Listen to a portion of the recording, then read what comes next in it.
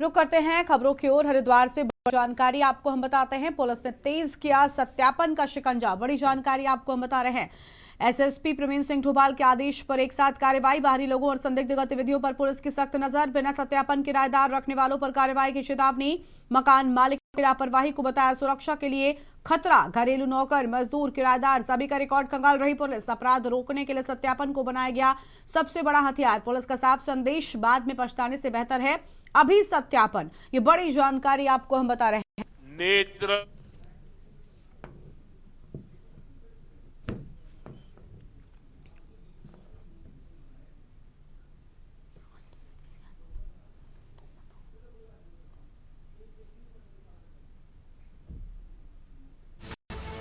बिना सत्यापन किराएदार वालों पर कार्रवाई की चेतावनी। अहम खबर आपको हम बता रहे हैं।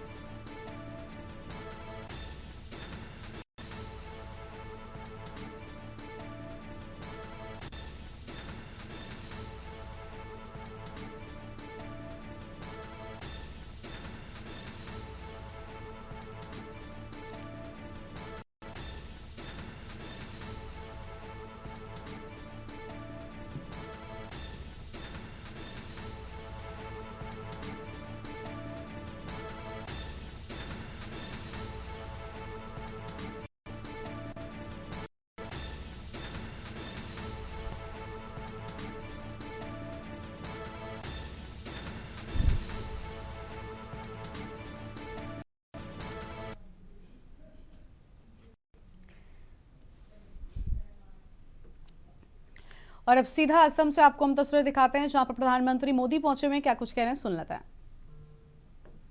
योजना को धरती पर उतारने के कारण 25 करोड़ लोग, ये आंकड़ा भी याद रखना, 25 करोड़ लोग गरीबी से बाहर निकले हैं।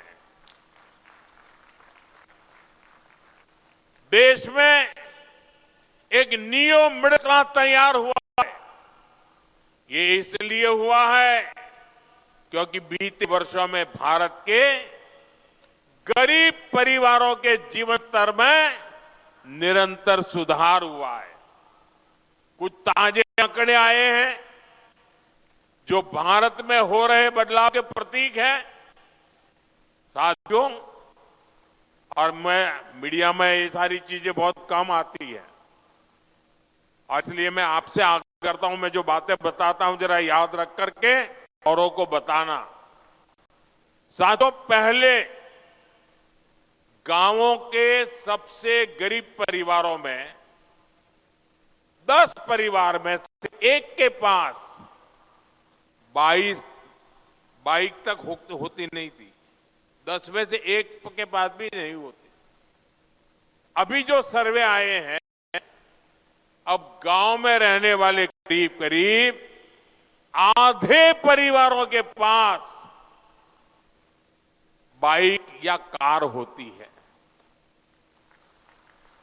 इतना ही नहीं, मोबाइल फोन तो लगभग हर घर में पहुंच चुके हैं।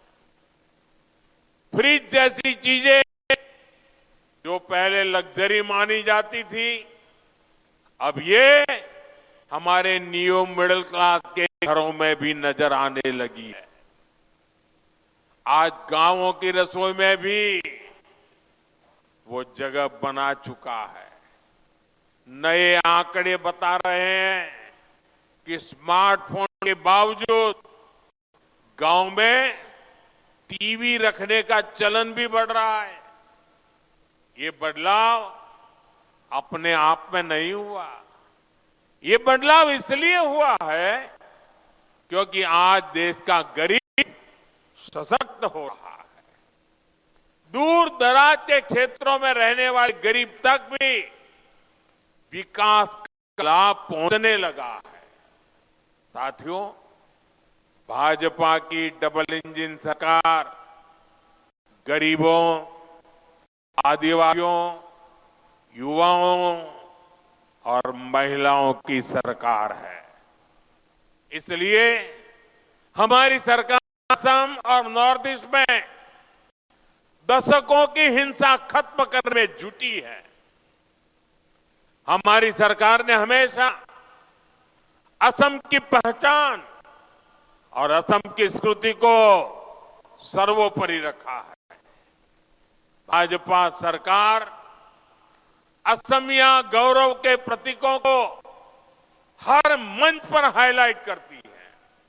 इसलिए हम गर्व से महावीर लसित बोरफुकन की 125 फीट की प्रतिमा बनाते हैं।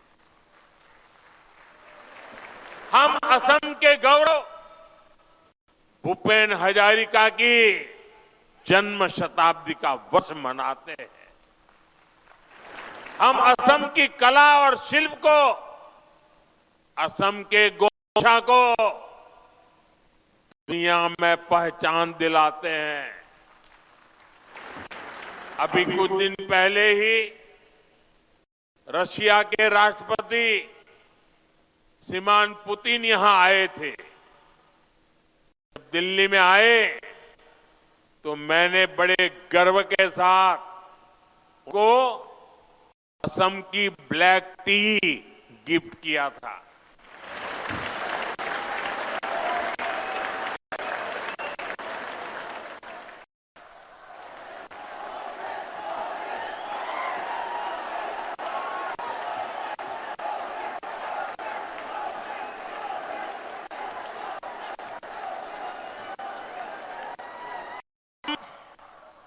असम की मान मर्यादा बढ़ाने वाले हर काम को प्राथमिकता देते हैं। लेकिन भाइयों, भाजपा जब ये काम करती है तो सबसे ज्यादा तकलीफ कांग्रेस को होती है। आपको याद होगा जब हमारी सरकार ने भूपेन दा को भारत रत्न दिया था तो कांग्रेस ने खुलकर विरोध किया था। कांग्रेस के राष्ट्रीय अध्यक्ष ने कहा था कि मोदी नाचने गाने वालों को भारत रत्न दे रहा है। मुझे बताइए, ये भूपेन दा का अपमान है कि नहीं है? कला संस्कृति का अपमान है कि नहीं है? असम का अपमान है कि नहीं है? ये कांग्रेस दिन करती है, अपमान करना। हमने असम में सेमी कंडक्टर यूनिट लगवाई तो भी कांग्रेस ने इसका विरोध किया।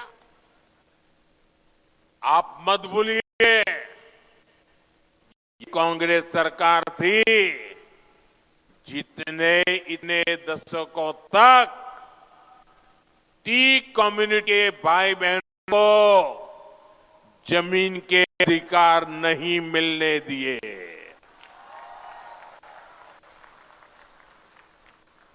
बीजेपी की सरकार ने उन्हें जमीन के अधिकार भी दिए और गरिमापूर्ण जीवन भी दिया। और मैं तो चाय वाला हूं, मैं नहीं करूंगा तो कौन करेगा?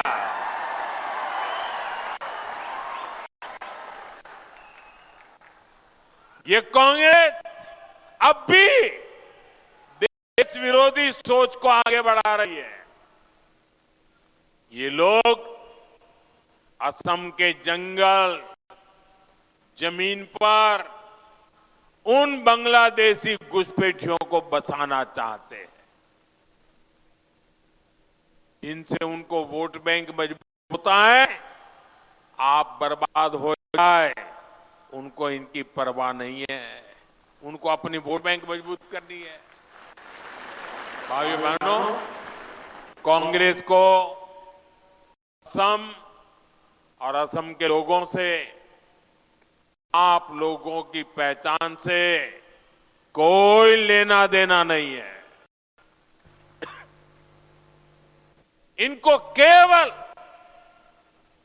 सत्ता, सरकार और फिर जो काम पहले करते थे करने में इंटरेस्ट है।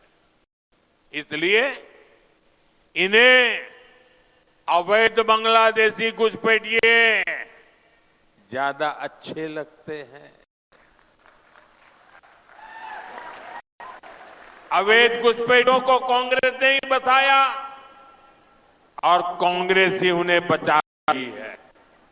इसलिए कांग्रेस पार्टी वोटर लिस्ट के शुद्धिकरण का विरोध कर रही है। तुष्टीकरण और वोट बैंक के इस कांग्रेसी जहर से हमें असम को बचाकर रखना है। मैं आपको एक गारंटी देता हूं, असम की पहचान और असम के सम्मान की रक्षा के लिए भाजपा, बीजेपी फौलाद बनकर आपके साथ खड़ी है। और यहां पर रुकते एक छोटे से ब्रेक के लिए चल लौटेंगे।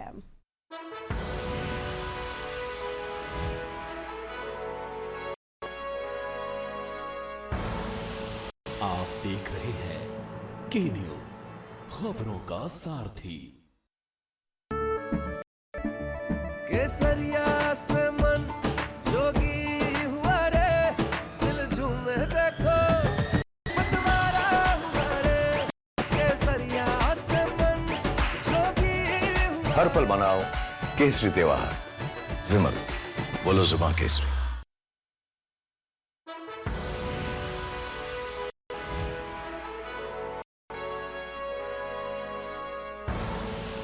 आप देख रहे हैं के न्यूज, खबरों का सारथी। ब्रेक के बाद सभी का स्वागत है। अपनी खबरों का रुख करते हैं। उत्तराखंड में एक बार फिर बयानबाजियों के तीर चलने शुरू हो चुके हैं। अब की बार एआई वीडियो के माध्यम से राजनीतिक गलियारों में चर्चा का विषय बने हुए हैं। बता दें कि उत्तराखंड राज्य सरकार लगातार प्रदेश में डेमोग्राफी बदलाव को रोकने के लिए काम कर रही है। अवैध अतिक्रमण, अवैध बस्तियां, अवैध निर्माणों पर धामी सरकार का एक्शन जारी है। साथ ही तरह तरह के जिहाद के खिलाफ भी प्रशासन निरंतर सख्त रुख अपनाता हुआ दिखाई दे रहा है। सरकार का दावा है कि प्रदेश डेमोग्राफी को किसी भी प्रकार से बदला नहीं जाना चाहिए। वहीं भाजपा सरकार के द्वारा बदलती डेमोग्राफी का कारण विपक्षी दलों को ही बताया जाता है। राज्य में आगामी 2027 के विधानसभा चुनावों से पहले भारतीय जनता पार्टी एक बार फिर एआई वीडियो जारी कर में हुई कांग्रेस की कमियों को दर्शाने का काम का ठीकरा पूर्व मुख्यमंत्री व कांग्रेस पार्टी के वरिष्ठ नेता हरीश रावत पर फोड़ती नजर आ रही है। ये रिपोर्ट देखिए। आगामी 2027 चुनाव आने से पहले इस बार नई टेक्नोलॉजी एआई के माध्यम सत्ता पक्ष से लेकर विपक्ष तक इसका सहारा ले रहा है। हरीश रावत का एआई वीडियो वायरल होने के बाद विशेष समुदाय को लेकर हरीश की तीखी टिप्पणी सामने आई है। चुनाव आने से पहले सभी राजनीतिक पार्टियां विशेष समुदाय का वोट भी लेना चाहती हैं, तो वहीं उन्हीं पर तीखी टिप्पणियां भी करने से चूक नहीं रही। भाजपा की माने तो प्रदेश में तुष्टीकरण की राजनीति की कोई जगह नहीं है और हरीश रावत के पुराने बयान व कार्यशैली इसी मानसिकता को दर्शाने का काम करती है। साथ ही न केवल हरीश रावत बल्कि पूरी कांग्रेस पार्टी का रवैया हमेशा से विशेष वर्ग को प्रोत्साहित करने का है। तो दूसरी ओर हरीश रावत भाजपा को समाज वाली पार्टी की संज्ञा देती हुई नजर आ रहे हैं। उनके अनुसार वो केवल वर्ग विशेष के नहीं अपितु इंसानों के पक्ष में बात करते हैं। हरीश रावत के द्वारा सरकार के अल्पसंख्यक मोर्चे के अलग बनाने पर भी सवाल खड़े किए गए हैं। मुस्लिम शरणम गच्छामि, मजार शरणम गच्छामि, लव जिहाद शरणम गच्छामि।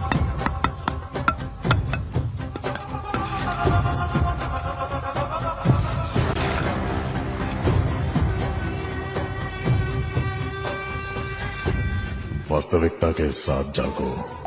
Bulldozer bulldozer bulldozer.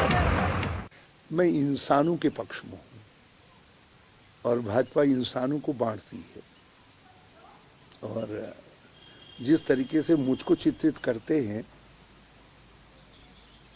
मेरे कुछ मित्रों ने कुछ चित्र जो है श्री धामी जी और धामी जी के पूर्वजों के भी डाले हैं और उन्होंने भी वही टोपियां पहन रखी हैं और वही वस्त्र अंग वस्त्र के रूप में पहना है जो मैंने पहने हैं। तो यदि उनका वो वस्त्र पहनना सामाजिक सद्भाव है तो हरीश रावत का उस वस्त्र को पहनना तुष्टिकरण कैसे हो सकता है?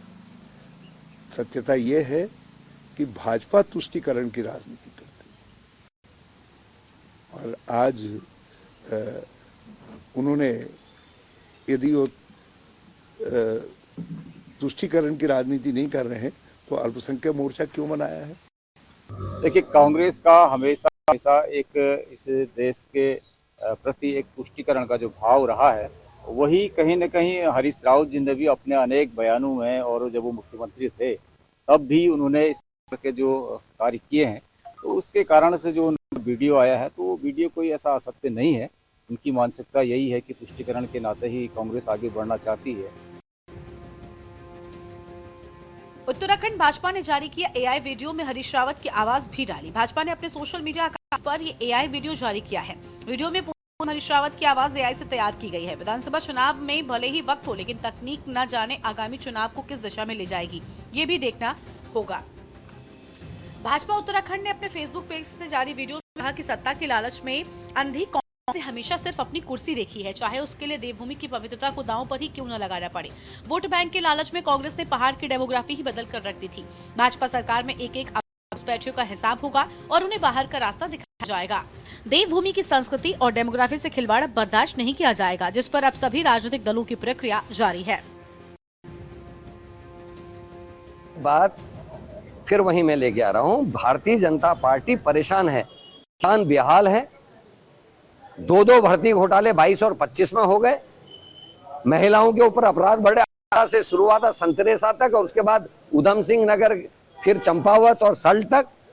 उत्तरकाशी की 4 SC/ST की बहनों का बलात्कार तक, उस पर इनके पास जवाब नहीं है। 2 भर्ती घोटालों का जवाब नहीं है, तो वो क्या कर रहे हैं? थूक जिहाद, लव जिहाद, लैंड जिहाद, धर्म परिवर्तन, इसके अलावा उनके पास राजनीति करने को कुछ है ही नहीं। बिना हिंदू मुसलमान किए हुए भारतीय जनता पार्टी की राजनीति शुरू नहीं होती। ना उनका खाना पचता, ना उनको नींद आती है, क्योंकि एक ही चीज के आधार पर वो जीतना चाहते हैं, लोगों को बरगला के, लोगों को धर्म का नशा देकर। लेकिन बच्चों की नौकरी, बेरोजगारी, भर्ती घोटाले ना हो, किसान परेशान ना हो, महिलाओं के ऊपर अत्याचार ना हो, इस बारे में उनके पास कोई भी प्लानिंग नहीं है। भाजपा के सोशल मीडिया अकाउंट पर एक वीडियो आजकल तेजी से वायरल हो रहा है, जिसमें कांग्रेस के पूर्व सीएम हरीश रावत जी का एआई एक ऑडियो वायरल हो रहा है, जिसमें जो है एक ऑडियो साउंड भी में चल रहा है, जिसमें लव जिहाद, शरणम गच्छामि जैसी जो है आवाजें सुनाई दे रही है और जिसमें जो है भाजपा कहती नजर आ रही है कि ये जो उत्तराखंड की डेमोग्राफी चेंज हुई है, इसके पीछे कहीं ना कहीं कांग्रेस का हाथ है। देखिए, देश दुनिया में अब चुनाव जो हैं वो सोशल मीडिया के ग्राउंड पे ज़्यादा लड़े जा रहे हैं और धरातल कम। अब उत्तराखंड में भी इसकी एक वानगी देखने को मिल रही है, जिस प्रकार से एक वीडियो एआई के द्वारा बनाया गया है, जिसमें पुष्कर सिंह धामी जो उत्तराखंड के मुख्यमंत्री हैं, उनको बुलडोजर के रूप में दिखाया है, जो अवैध अतिक्रमण के रूप में धार्मिक चिन्हों को नष्ट कर रहे हैं। और वहीं कांग्रेस के जो पूर्व मुख्यमंत्री हैं हरीश रावत को विशेष समुदाय से प्रेम के उसमें प्रतीक के रूप में इसमें दर्शाया जा रहा है। ये बात हरीश रावत जी की नहीं है, बात है कांग्रेस की सोच की, बात है कांग्रेस की नीति की, बात है कांग्रेस की मान्यता की। जो लोग खुद शरणम गच्छामी हो, वो अगर दूसरों पे आरोप लगाएं, जो खुद मुस्लिम यूनिवर्सिटी का समर्थन करते हो, जो खुद जुम्मे की छुट्टी देते हो, ऐसे लोग अगर भारतीय जनता पार्टी के सनातन धर्म पर आरोप लगाने का काम करेंगे तो मुझे लगता है कि वो हर तरीके से शरणम गच्छामी है। चाहे लैंड जिहाद की बात करें, चाहे थूक जिहाद की बात करें। कुल मिलाकर विधानसभा चुनाव में भले ही वक्त हो, लेकिन तकनीक न जाने आगामी चुनाव को किस दिशा में ले जाए ऐसा माना जा रहा है कि भाजपा सहित अन्य पार्टियां भी एआई टेक्नोलॉजी का इस्तेमाल आगे 2027 के चुनाव में करने जा रही हैं। ऐसा प्रतीत होता है जो कि सरकार में हुए कामों और जनता की परेशानियों को आम जनता के बीच आसानी से पहुंचने में मददगार साबित हो सकता है। एआई टेक्नोलॉजी के साथ राजनीतिक पार्टियों ने इसके लिए अपने तैयार कर लिए हैं। ऐसे में एआई टेक्नोलॉजी से आम जनता को राजनीतिक पार्टियों के कामों को दर्शाने और जनता की आवाज को भी सुनने समझने में कितना कामयाब 2027 के चुनाव में ये देखना बाकी है। Uttarakhand desk report. बांग्लादेश में हिंदू समुदाय पर हो रहे कथित अत्याचारों को लेकर हरिद्वार से कड़ा बयान सामने आया है। महामंडलेश्वर स्वामी रूपेंद्र प्रकाश महाराज ने आरोप लगाया कि देश में सुन्नी षड्यंत्र के तहत हिंदुओं को निशाना बनाया जा रहा है। उन्होंने कहा कि भारत पाक विभाजन के बाद पाकिस्तान और फिर बांग्लादेश में लाखों हिंदुओं की हत्या हुई, उनकी संपत्तियां छीनी गई, लगातार डर के माहौल में जीने को मजबूर किया गया। महामंडलेश्वर ने सवाल उठाया कि जब पूरा बांग्लादेश में हिंदुओं की दुकानें, मकानों और जमीनों पर कब्जे की खबरें सामने आ रही हैं, तब अंतर्राष्ट्रीय मानवाधिकार संगठन और वैश्विक संस्थाएं चुप क्यों हैं? उन्होंने कहा कि हालात इतने गंभीर हैं, यहाँ के प्रधानमंत्री को भी अपनी जान बचाने के लिए देश छोड़ना पड़ा, जो स्थिति की भयावता को दिखाता है।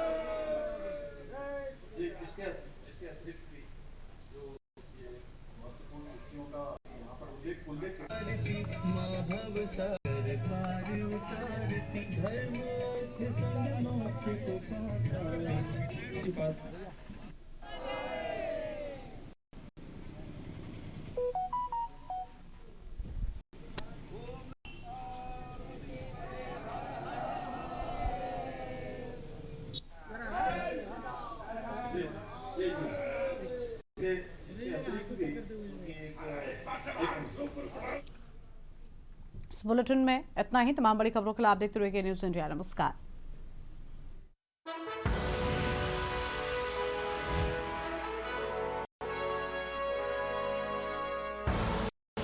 आप देख रहे हैं के न्यूज, खबरों का सारथी।